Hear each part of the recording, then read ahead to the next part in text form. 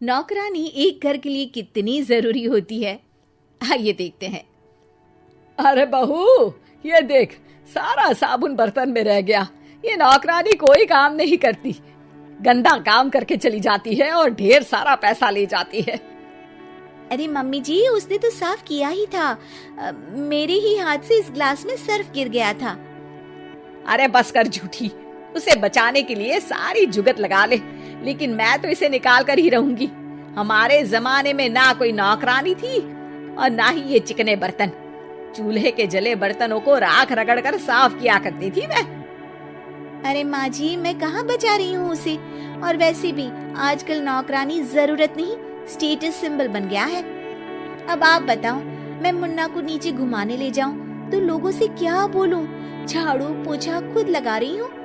लोग सीधा यही पूछते हैं कि कौन सी नौकरानी काम कर रही है तेरे घर पर। अरे बस कर, ये भी कोई बात होती है? मम्मी जी, आप नहीं समझेंगी। शाम को नौकरानी घर आकर काम कर ही रही होती है कि सास को कहती है, माँ जी, एक बात बोलूं, बुरा न मानना। अरे वैसे तो मुझे तेरी शक्ल ही पसंद नहीं है, बात क्या खाक पसंद आएगी। अरे माँ जी, सुन तो लीजिए क्या कह रही है। तो मैंने कौन सा उसका मुंह पकड़ लिया है? अरे माँ जी, वो लाल साड़ी पहनती हो ना पहना करो। सास का गुस्सा अब तो 7वें आसमान पर होता है। अरे वाह जी वाह, क्यों ना पहना करूं? और तू होती कौन है ये बताने वाली कि मैं क्या पहनूं क्या ना पहनूं? अरे माँ जी, पूरी बात तो सुन लो, वो बोलना क्या चाह रही है। अरे बुरा न मानो आंटी जी। अरे कौन है आंटी? अपनी उम्र देखी है तूने? 2-4 साल ही छोटी होगी मुझसे और मुझे आंटी बोल रही है।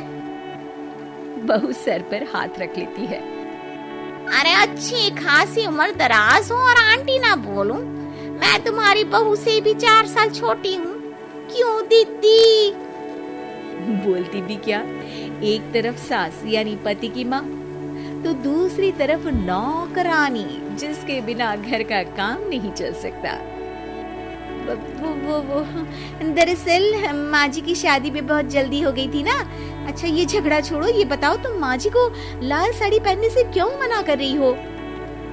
वो ना, इनकी उम्र की सारी औरतें सोसाइटी में इनके लिए बात करती हैं कि तुम्हारी सास बुढ़ी घोड़ी लाल लगाम है।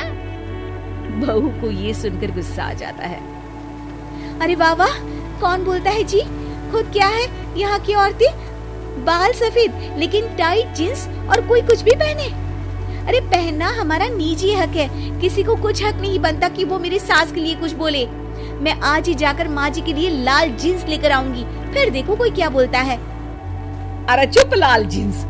अरे सुन नौकरानी के बच्ची, जाकर बोल दे उन लोगों से कि उन लोगों की तरह मैं उड़ती नहीं फिरती हूँ घर बार छोड़कर। अपने बच्चों और नाती पोतों में मन लगाती हूँ, ना कि सारा दिन ताश के पत्तों में आंख गड़ाकर 3 पत्ती खेलूं। नौकरानी वहाँ से चली जाती है। वैसे बहू, नौकरानी के क्या फायदे हैं ये तो पता नहीं, लेकिन सबसे अच्छा तो ये कि पता चल जाता है कि कौन किसके लिए क्या बोल रहा है। सोसाइटी में तेरा नौकरानी रखने का इरादा बिल्कुल ठीक था। अगले दिन उन लोगों के घर की बेल बजती है। बहू दरवाजा खोलती है कि सामने कुछ औरतें खड़ी होती हैं। अरे बहू, कहाँ है तेरी सास? बुला जरा। अरे बहन जी, आप सारी एक साथ आइए आइए, कैसे आना हुआ? अरे 3 पत्ते खेलने आई हैं, क्यों खेलोगी? क्यों नहीं, वैसे भी बड़े दिन हो गए, एंटरटेनमेंट हुआ नहीं। बहू जा जाकर पकोड़े तो बना ला। अरे बस करिए, आगे कुछ पीछे कुछ। वैसे तो कहती है कि परिवार पर ध्यान देती है, हमारी तरह 3 पत्तियां नहीं खेलती। हमने कौन सा परिवार छोड़ दिया? सास सक पका जाती है। अब ये किसने कहा? मैं तो कहती हूँ कि मैं भी थोड़ा बाहर निकलूं। आपने ही तो कमला नौकरानी से ये सारी बात की थी। सास और बहू को अब सारी कहानी समझ आ जाती है कि सोसाइटी की औरतें क्यों भड़क रही हैं। माफ करिए आंटी, मैं छोटी हूँ लेकिन फिर भी पहले तो आप लोगों ने माँ की लाल साड़ी का मजाक उड़ाया था ना। हाँ उड़ाया था, लेकिन उससे पहले तो तुम लोगों ने हमारी जीन्स के बारे में बात की थी। अरे क्यों ना पहने हम जीन्स, तुम्हारे पैसों की थोड़ी ना है। सास और बहू सर पकड़कर बैठ जाती है। देखा बहू, ये खेल कर गई तेरी नौकरानी। यहाँ की बात वहाँ तो वहाँ की बात यहाँ। दोनों किसी तरह औरतों को समझा बुझाकर घर भेजती है और कसम खाती है कि नौकरानी को नौकरानी ही रहने देंगी।